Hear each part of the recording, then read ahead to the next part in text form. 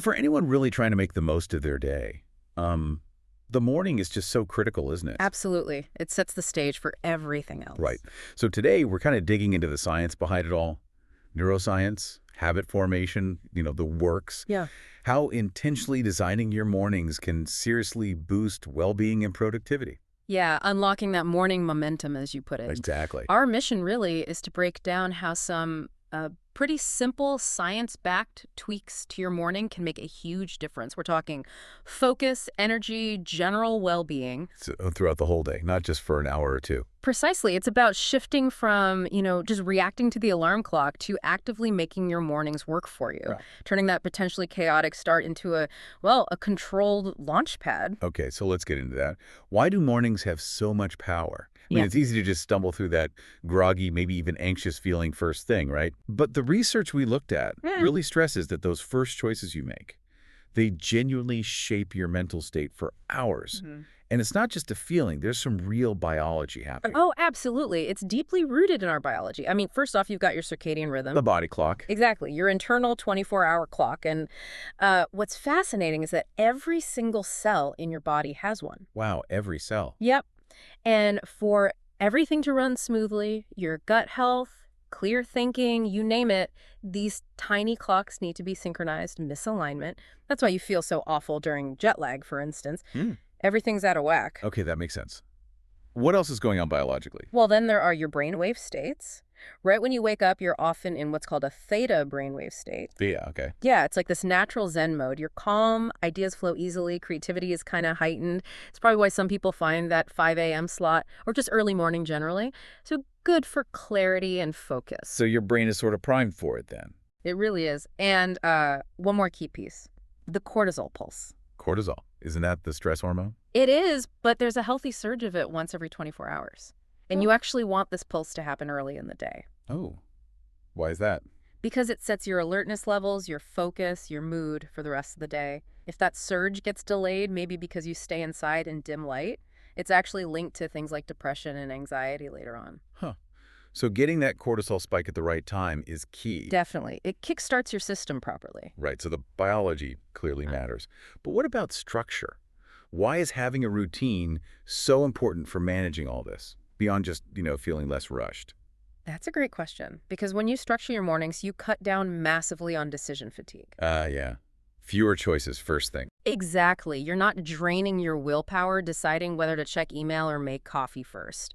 And that feeling of control, it's incredibly powerful psychologically. There's even a study mentioned, I think in Psychology Today, showing structured routines can boost cognitive function by something like 40%. 40%, that's huge. It is. A good start really does create this positive domino effect for the whole day. It sets you up. Okay, I'm sold on the why. Let's get to the how. What are some practical science-backed things we can actually do in the morning to get this momentum going? Right. Let's dive into some of those foundational behaviors. And maybe the biggest one, the number one cue for our circadian clock, is bright light. Light, okay. Like flipping an internal switch. That's a perfect way to put it. It tells your brain, okay, it's daytime, time to wake up. So how do we actually use this? Just fling open the curtains. Is that enough? It's a bit more specific. The ideal is getting 5 to 10 minutes of natural bright sunlight within the first hour you're awake. 5 to 10 minutes. If it's cloudy, you might need longer, maybe up to 30 minutes. But the really critical part, it needs to be direct exposure. Direct, meaning? Meaning no sunglasses, no looking through a window or a car windshield. You need that unfiltered light hitting your eyes. Why unfiltered? Because it activates specific cells in your eyes, intrinsically photosensitive retinal ganglion cells, if you want the technical term. Right, got it. Special cells. Yeah, and activating those sends a powerful signal straight to your brain's master clock. That central hub you mentioned. Exactly. And that signal helps time that healthy cortisol pulse we talked about, getting you alert. But here's the really cool part. It also sets a timer for your body to release melatonin, the sleep hormone, about 16 hours later. Oh, wow. So morning light helps you sleep better at night. Precisely. It's like setting your sleep timer for later. It's a fantastic 2-for-1 deal for your entire sleep-wake cycle. That really makes sense. But what if you, wake up super early before the sun's even out? Happens to a lot of people. Good point. The advice there is turn on your artificial lights first, get some light in the room. Then when the sun does rise, make sure you get outside for that natural light dose. Why the difference? Well, typical indoor lights usually aren't bright enough to trigger that really strong wakefulness signal that sunlight does. But, and this is key, they are bright enough to mess with your melatonin and disrupt sleep if you're looking at them late at night. So light affects us differently depending on the time of day. Hugely differently. It's all about getting the right kind of light at the right time. And consistency matters here, I assume. Oh, absolutely. It takes about 3 days, roughly, to really shift your circadian clock.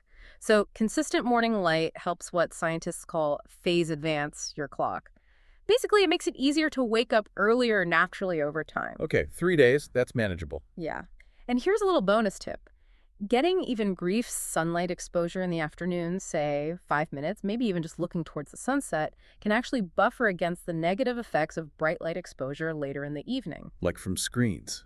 Exactly. It reduces the melatonin suppression by about 50%. Someone called it a Netflix inoculation, which I thought was pretty clever. Huh, I like that. A Netflix inoculation. Okay, so light is sorted. What's next? Movement, right. You mentioned that's also a cue for the body clock. Yes, definitely. Exercise isn't just for your muscles. It's another powerful Zeitgeber, or timekeeper. Zeitgeber, okay. Morning movement, and it doesn't have to be intense. Even just some jumping jacks, a brisk walk, maybe some stretching while you're getting that sunlight. It helps further lock in that circadian rhythm. Double benefit then. Light and movement together. Right. Plus, it gives you a really solid boost in mood and focus that can last for up to 12 hours. It also helps raise your core body temperature, which is another signal for wakefulness. Interesting. And what about that cold exposure thing? Cold showers. That sounds intense. It does sound intense, but the science is pretty compelling.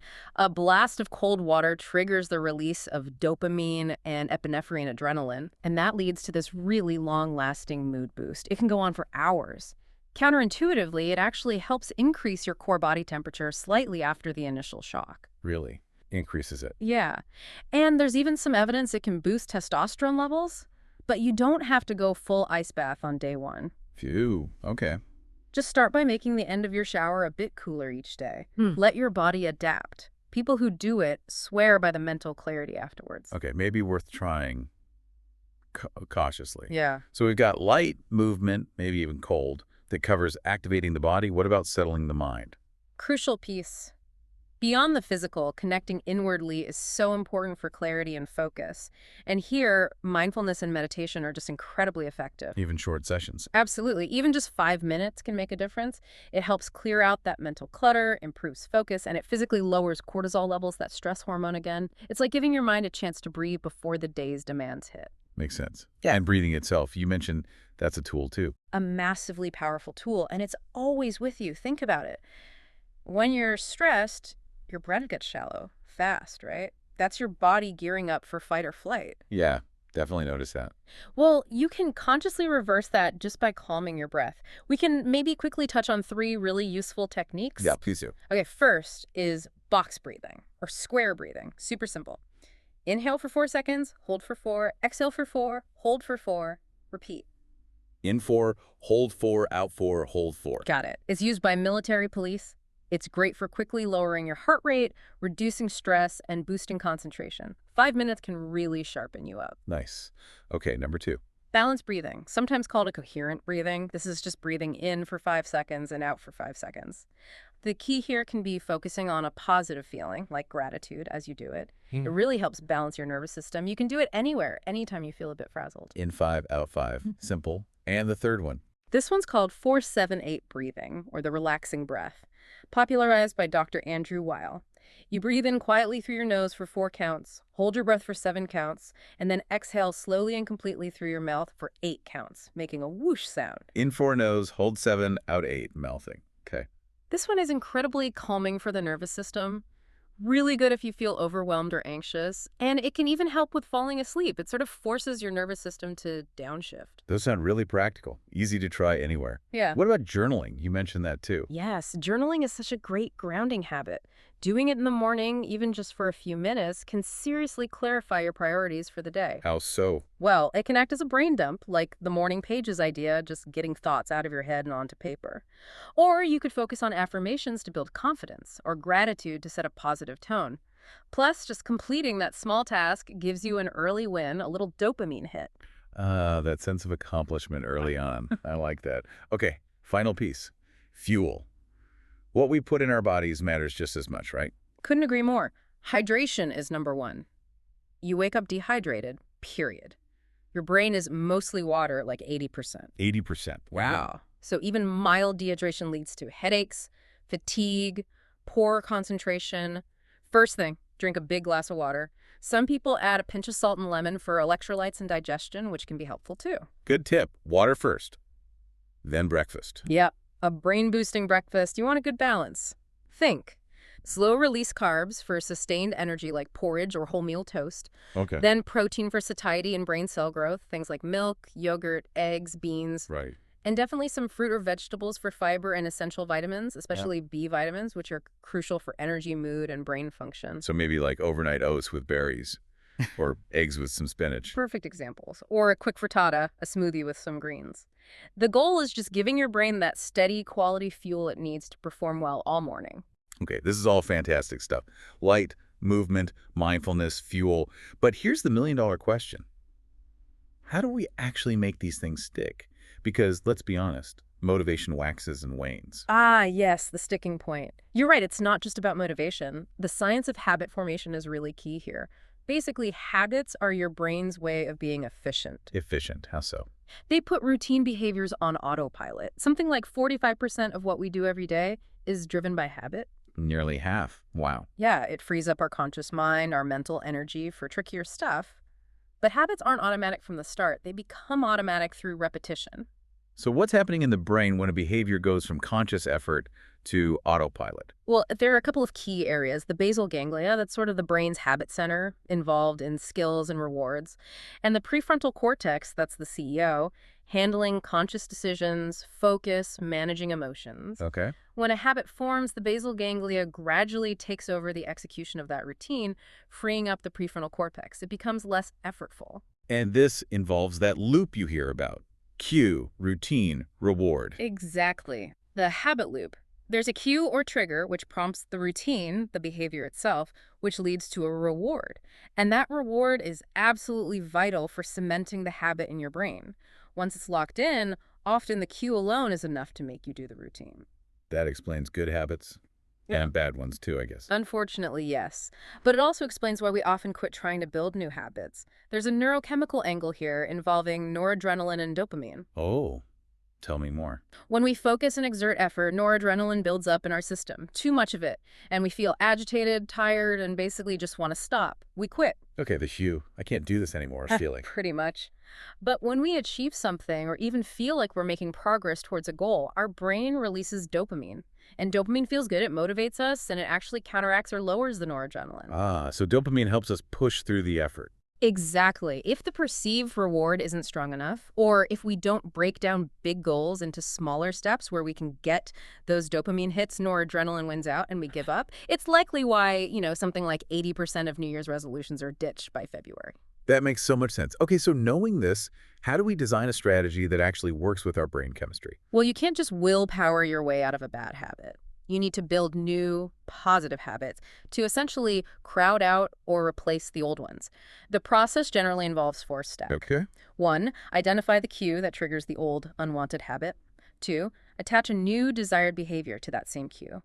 3, make sure there's a clear reward for doing the new behavior. And 4, repeat, repeat, repeat until the new pathway is stronger than the old one. Identify cue, attach new routine, reward, repeat. Simple framework. It is. And we can make it even more actionable with what we could call a 3D action plan. 3D. Okay, what are the Ds? First D, design your habits. Choose what you want to do. Then pinpoint the specific cue. Is it a time, a place, something you just did, an emotion, another person? Get specific. Then explicitly link your new habit to that cue. Like when my alarm goes off, cue, I will immediately put my feet on the floor and stand up. New routine. Got it. Design. What's next? Second D, dopamine strategy. This is about the reward. How will you reward yourself for doing the new habit? Break big goals into tiny milestones and celebrate each one. Start really small so it feels achievable. That reward reinforces the loop. So plan the rewards too. Makes sense. And the third D? Third D, do it consistently. This is the repetition part. You need to stick with it, probably for 1 to 3 months until it feels automatic. And crucially, plan for obstacles. Use if-then planning. If it's raining obstacle, then I will do 10 minutes of yoga indoors instead of my walk. Alternative routine. Planning for failure almost. Or planning for bumps in the road. Exactly. It stops small setbacks from derailing you completely. And maybe a bonus point, accountability. Tell someone. Sharing your goals with a friend, a partner, or a group makes you way more likely to stick with it. That social aspect is a powerful motivator. Design, dopamine, do it. Plus accountability. I like that. It feels manageable. And it really highlights that this isn't about finding the one perfect routine, is it? Like the 5 a.m. club might be great for some, but not for others. Absolutely not one size fits all. It's all about personalization. Taking these principles, the light, the movement, the mindfulness, the fuel, the habit science, and weaving them into your life, your schedule, your goals. Right. It has to work for you. Precisely. Yeah. And it helps to really connect with your personal why. Why do you want to make these changes? Having that internal motivation is key. Remember, consistency beats intensity, and patience is vital. This isn't about adding more pressure. Yeah, not another thing to feel guilty about not doing perfectly. Exactly. It's about enhancing clarity, focus, energy, creating, as one expert put it, summer in your body, that feeling of well-being from the inside, no matter what's happening outside. I love that phrase, summer in your body. So to wrap up, an intentional morning routine built on these principles isn't just about having a good start. It really ripples through the entire day. It really does. Better focus, less stress, improved mood, more consistent energy. It builds momentum. And thinking about that habit statistic, almost half our behaviors being automatic. Mastering your mornings, building those positive automatic routines. It's kind of like you're actively shaping who you become day by day. Like Emerson said, sowing a habit reaps a character, sowing character reaps a destiny. That's a profound way to look at it. So the final thought for everyone listening might be, given all this, what's one small, intentional step you can take tomorrow morning to start rewiring your brain and building the morning and maybe the life you truly want? A great question to ponder. Thank you so much for breaking all that down. That was incredibly insightful. My pleasure. It's fascinating stuff.